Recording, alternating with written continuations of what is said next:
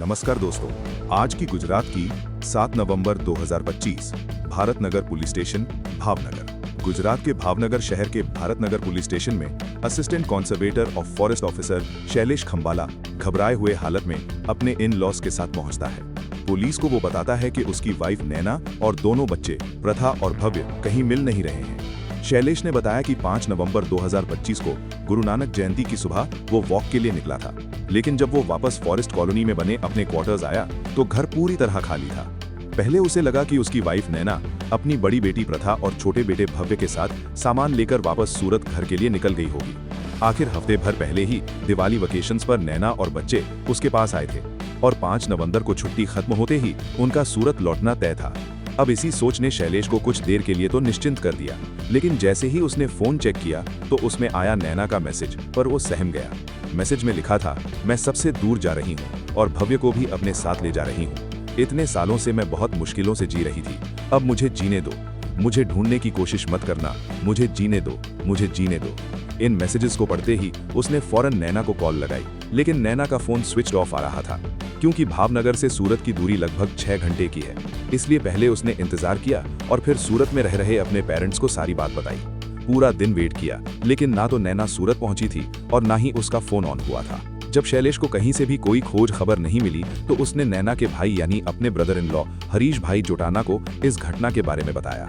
एक खबर सुनते ही नैना की फैमिली में हड़कंप मच गया और वो फौरन भावनगर को निकल शैलेश के पास उसके सरकारी क्वार्टर में पहुंच गए। सभी शैलेश के साथ मिलकर बस स्टैंड से लेकर रेलवे स्टेशन तक हर जगह नैना और बच्चों की फोटोज लेकर दर-बदर भटकते रहे। उनको खोजते रहे, लेकिन सारी कोशिशें नाकाम हो गईं। आखिर नैना बच्चों के साथ कहां और किस हालत में होगी? कहीं वो किसी अनहोनी का शिकार तो नहीं हो गए होंगे? ये सभी संख्याएं और डर उन्हें अंदर से खाए जा रही थी। उधर शैलेश को नैना और बच्चों की फोटो सीने से लगाए फूट फूट कर रोता देख उनकी हिम्मत जवाब देने लग गई थी। इसलिए जब उन्हें सारे रास्ते बंद नजर आने लग गए तो वो अगले दिन यानी 7 नवंबर 2025 को शैलेश के साथ भारत नगर पुलिस स्टेशन में मिसिंग कंप्लेंट दर्ज कराने पहुंच गए। मामले की गंभीरता को देखते हुए पुलिस ने मिसिंग पर्सन रिपोर्ट दर्ज की और सर्च ऑपरेशन शुरू कर दिया।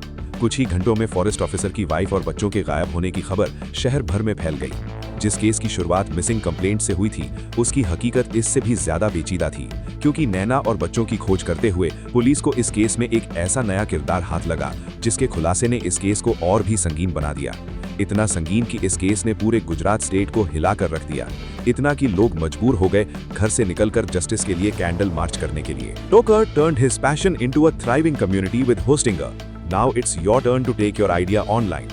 Create and launch your website in minutes with Hostinger AI and get everything you need to grow all in one place, from domains and hosting, emails and 24/7 support, mailing out site posts, user-friendly and SECS, getting ready to play. Build the website, publish the portfolio, launch the store. Just go for it. Go to Hostinger to turn one day into day one. Welcome to the show.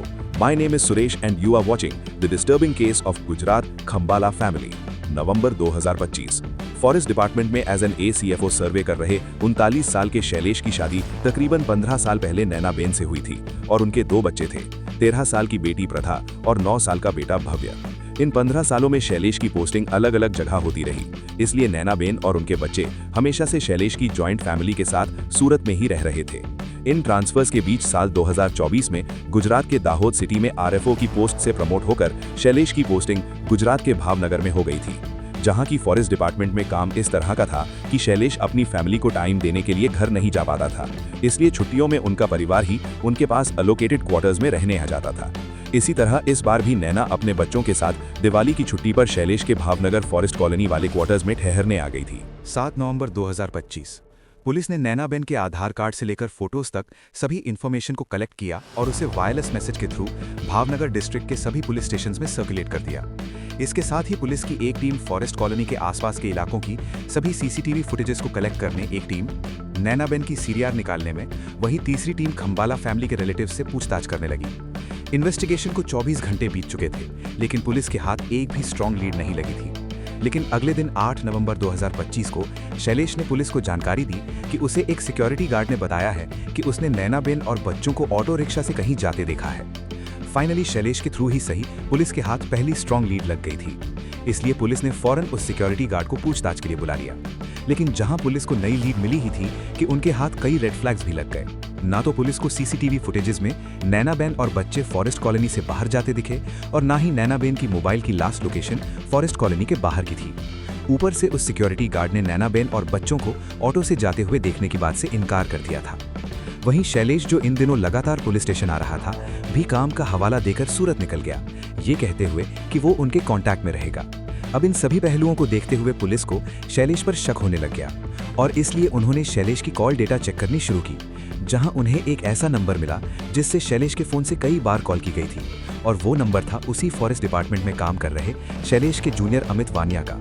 जब police ने questioning के लिए अमित वानिया को उठाया तो उसने जो खुलासे किए वो पुलिस को साजिश के एक ऐसे गहरे समुद्र में ले गए जहां सच को पत्थरों में लपेटकर डुबा दिया गया था। 16 नवंबर 2025 को police, JCB, FSL team, dog squad, photographer, executive magistrate और एसीएफ अमित वानिया के साथ शैलेश खंबाला के एलोकेटेड क्वार्टर के उस आइसोलेटेड एरिया में गई जो सुनसान पड़ा रहता था। इधर पुलिस ने नैनाबेन के मायके वालों को भी इन्फॉर्म करके बुला लिया था।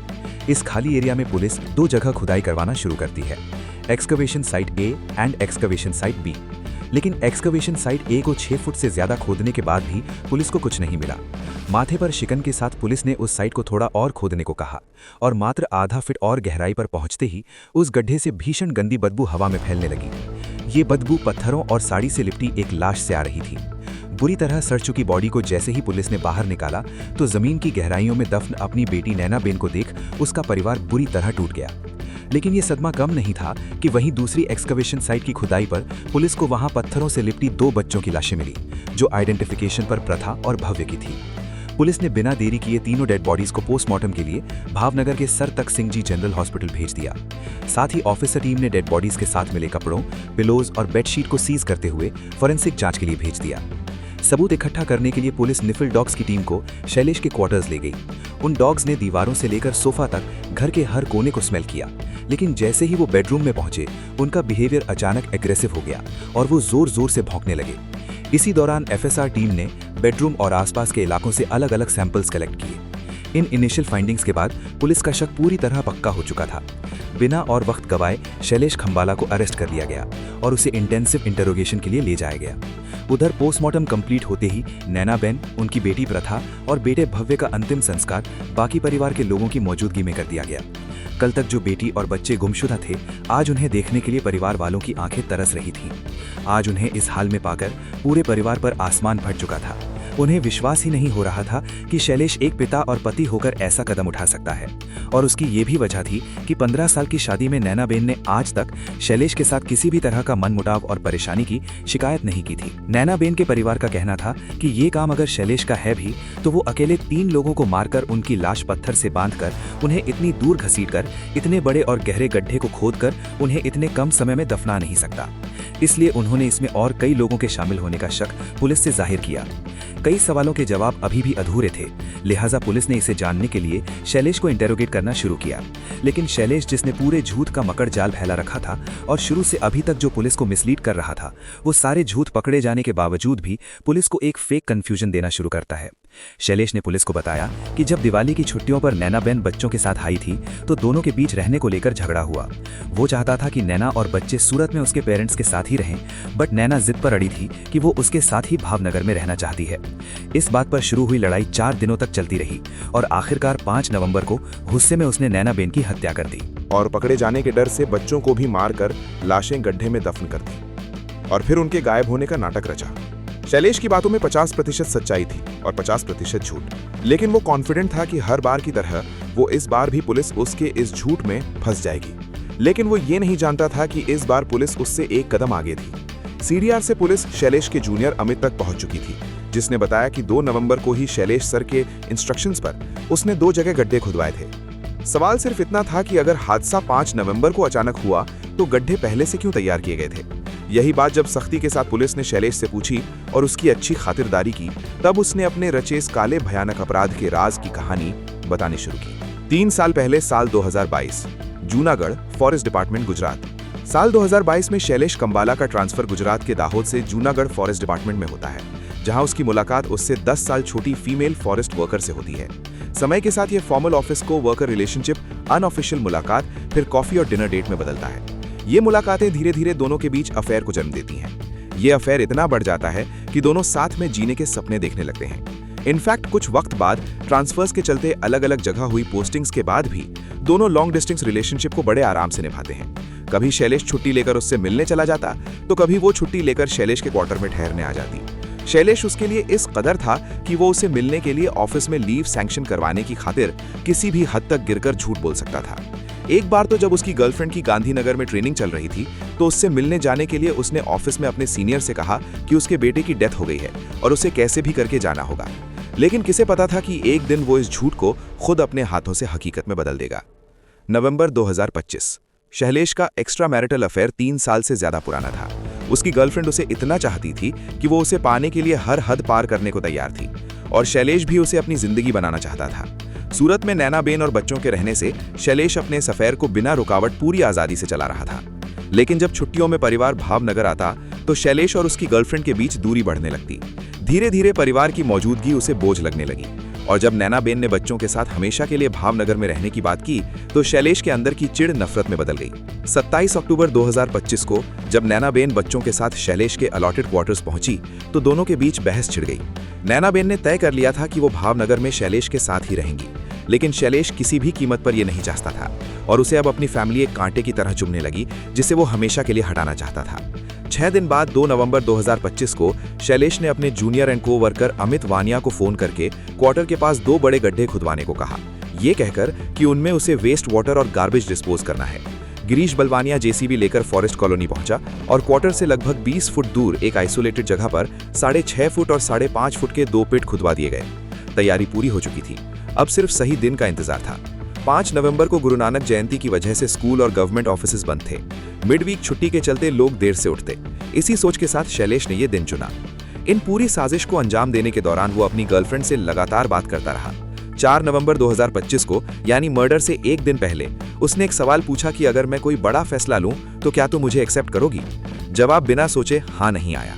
उसी पल दोनों ने देश छोड़कर नई जिंदगी शुरू करने के सपने पर पासपोर्ट बनवाने का काम शुरू कर दिया और अपने मन को झूठी तसल्ली देते हुए अब ये हैवानी सांप स्वार्थ में अंधा होकर अपने ही परिवार को निगलने के लिए तैयार हो गया। 5 नवंबर 2025 सुबह के 7 बजे शैलेश सुबह करीब 7 बजे ही उठ गया था और उस वक्त उसकी वाइफ और बच्चे गहरी नींद में सो रहे थे। उसने बिस्तर से तकिया उठाया और नैनाबेन के चेहरे को दबाकर उनका दम घोटने लगा। वो तब तक नहीं रुका जब तक तड़प तड़प कर उनकी सांसें थम नहीं गई। फिर उसने एक एक कर अपने बच्चों को भी इसी अंजाम तक पहुंचा डाला। शैलेश ने न सिर्फ पति बल्कि पिता शब्द को भी शर्मसार कर दिया था। करीब 8:30 बजे शैलेश ने लाशों को पत्थरों से लपेटा और एक एक करके उन गड्ढों में घसीट कर डाल दिया। फिर एक पिट को दरवाजे से और दूसरे को मैट्रेस से ढक दिया। साजिश पूरी करने के बाद वो घर आया, लेकिन उसकी एक चूक ने उसके इस खेल का भाड़ा फोड़ दिया। शैलेश ने नैनाबेन के फोन को एयरप्लेन मोड पर डाला और अपने नंबर पर नैनाबेन के फोन से एक मैसेज भेजा जिसमें लिखा था कि वो किसी और के साथ जा रही है ताकि शक उस पर ना आए। अगले दिन 6 नवंबर 2025 की सुबह 8:30 बजे उसने फिर अपने को-वर्कर अमित वानिया को फोन करके क्वार्टर के पास मिट्टी के डंपर अरेंज करने को कहा। 2 घंटे बाद 2 डंपर्स क्वार्टर के पास पहुंच गए, जिन्हें शैलेश उन्हें गड्ढों तक ले गया और मिट्टी डालने की जगह दिखाई। ऐसे में जब फॉरेस्ट गार्ड उन गड्ढों में झांकने के लिए आगे बढ़ा तो शैलेश ने चिल्लाकर कहा कि यहाँ मत आओ, मैंने एक सांप पर पैर रख दिया है और वो किसी को भी काट सकता है। इस सांप के डर से वो फॉरेस्ट गार्ड पीछे लौट गया और दोनों गड्ढों को मिट्टी से ऊपर तक भर दिया गया। अपने परिवार को खत्म कर उनका नामो निशान इस दुनिया से मिटाकर वो बाकी सबूतों को मिटाने चल दिया। वो घर गया और उसने अपने परिवार के कपड़े, स्लीपर्स, तकिया और बाकी मर्डर में यूज हुई चीजों को इकट्ठा करके एक बैग में भरा और उन्हें शत्रुंजी नदी में बहा दिया। ट्रिपल मर्डर को अंजाम देने के बाद प्लान के मुताबिक 7 नवंबर को शैलेश भारत नगर पुलिस स्टेशन पहुंचा और अपनी फैमिली की मिसिंग रिपोर्ट दर्ज करा दी। वो पुलिस को इधर उधर भटकाता रहा ताकि पूरा फोकस मिसिंग केस पर रहे। इसी बीच वो अपने और अपनी गर्लफ्रेंड के पासपोर्ट का काम भी आगे बढ़ाता रहा। शैलेश को पूरा भरोसा था कि मिसिंग रिपोर्ट के पीछे छुपकर वो पुलिस और इन-लॉज दोनों की आंखों में धूल झोंक देगा। उसे लग रहा था कि कुछ दिन या महीनों में केस ठंडा पड़ जाएगा और पासपोर्ट वीजा मिलते ही वो अपनी गर्लफ्रेंड के साथ देश छोड़ देगा। लेकिन इससे पहले ही उसका असली चेहरा सामने आ गया और ये सब हुआ उसकी गलती से, जिससे ये भाड़ा फूट गया। इन्वेस्टिगेशन के दौरान पुलिस को शैलेश के क्वार्टर से नैनाबेन का फोन मिला। जब एफएसएल टीम ने उसमें लास्ट मैसेज चेक किया तो वो सेंड बॉक्स में नहीं बल्कि ड्राफ्ट फोल्डर में पड़ा हुआ था। वही मैसेज जिसे शुरुआत से शैलेश सबको दिखाकर ये साबित करना चाह रहा था कि नैना उसे छोड़कर चली गई है। लेकिन शैलेश ने हड़बड़ी में पहले ही फोन को एयरप्लेन मोड पर डाल दिया था और मैसेज को खुद टाइप कर अपने नंबर पर भेज दिया था, बिना ये ध्यान दिए कि मैसेज कभी सेंड ही नहीं हुआ।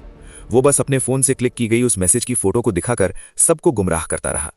सच कहते हैं, खूनी कितना भी शातिर हो, एक गलती जरूर कर देता है, और इस केस में शैलेश की वही गलती उसके गुनाहों की सबसे बड़ी गवाह बन गई। शैलेश का कन्फेशन रिकॉर्ड करने के बाद पुलिस ने इस मिसिंग केस को मर्डर केस में तब्दील करते हुए शैलेश के खिलाफ आईपीसी सेक्शन 302 यानी मर्डर, 201 यानी डिस्ट्रॉइंग एविडेंस और 204 यानी कमिटेड क्राइम की फॉल्स इन्फॉर्मेशन की धाराएं लगाते हुए केस दर्ज कर लिया है।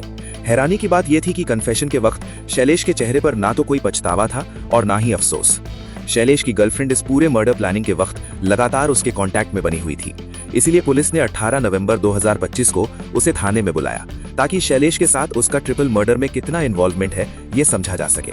फिलहाल अभी तक पुलिस को फीमेल फॉरेस्ट वर्कर के इस ट्रिपल मर्डर केस में इन्वॉल्वमेंट के कोई सबूत हाथ नहीं लगे हैं। 10 दिसंबर 2025 को पुलिस ने शैलेश को कोर्ट में पेश किया और शैलेश से नार्को टेस्ट के लिए कंसेंट देने की अपील की गई, जिसे शैलेश ने सिरे से ठुकरा दिया।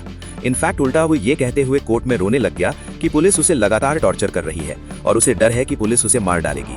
फिलहाल नार्को टेस्ट रिफ्यूज करने के बाद शैलेश को वापस जेल भेज दिया गया है और उसकी गर्लफ्रेंड की इन्वॉल्वमेंट को लेकर इन्वेस्टिगेशन चालू है, जो फिलहाल किसी नतीजे पर नहीं पहुंची है। इस केस का सबसे गहरा साइकोलॉजिकल सच ये है कि क्राइम कभी भी एक पल का फैसला नहीं होता, वो धीरे धीरे दिमाग के अंधेरे में जन्म लेता है, जब जिम्मेदारियां बोझ लगने लगती हैं और ख्वाहिशें हक बन जाती हैं। जैसे डिजायर मोरालिटी से ऊपर जाती है, दिमाग अपने लिए जस्टिफिकेशन गढ़ लेता है और ये वही जस्टिफिकेशन जुर्म की बुनियाद बन जाता है। ये कहानी इमोशनल डिटैचमेंट का सबसे भयानक रूप भी दिखाती है। जब ग्रेट रिमॉर्स और एम्पैथी धीरे धीरे मर जाती है, तब इंसान अपने ही रिश्तों को समस्या भी मान लेता है और हल भी। शैलेश की शांति, उसका निश्चित चेहरा और बिना किसी पछतावे की प्लानिंग ये साफ बताती है कि ये गुस्से का एक्सप्लोजन नहीं बल्कि ठंडे दिमाग से की गई कैलकुलेशन थी। जुर्म हाथों से नहीं, पहले दिमाग में होता है और अक्सर वही दिमाग आखिर में जुर्म का सबसे बड़ा गवाह बन जाता है। ढेर सारा प्यार और सपोर्ट देने के लिए दिल से थैंक यू। फिर मिलते हैं नया वीडियो के साथ।